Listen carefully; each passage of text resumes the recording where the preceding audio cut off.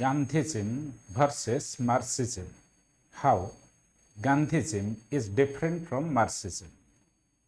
Gandhism means Gandhi plus ism. Ism means philosophy. So, the political philosophy of Gandhiji is called Gandhism. Marxism means the political philosophy of Karl Marx.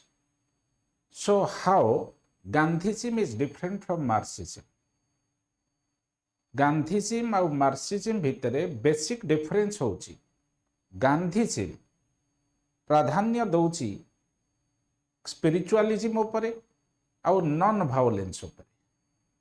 On the other hand Marxism प्राधान्य दौची materialism उपरे एवं revolution उपरे.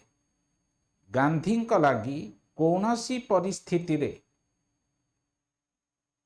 Violence ग्रहणीय नुहे किंतु Karl Marx कहउचंती noble intention रखिकी जेतेबळे प्रोलेटारियन रिवोल्यूशन होउची सेठी लिमिटेड वायलेंस भी जस्टिफाइड.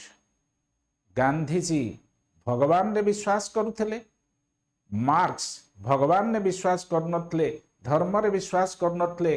कार्ल मार्क्स कहउथले religion is the heart of the heartless world, the spirit of the unspiritual being, and religion is the opium or opiate of the masses.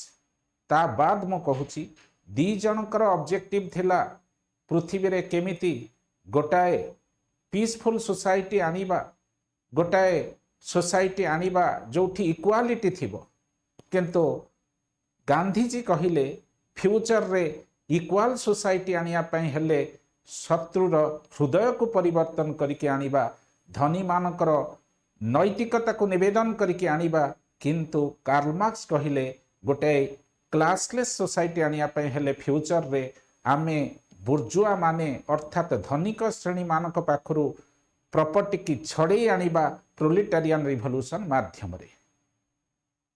Study IQ रे मु पढ़ौची sociology optional, English essay, ethics integrity and aptitude, ता संगरे GS paper 1 रो social issues and social justice एवं गोटाए नुआ batch IAS और ओएस लगी सोशियोलॉजी रे आरंभ होगा पे जाउची एही 15 जून रे.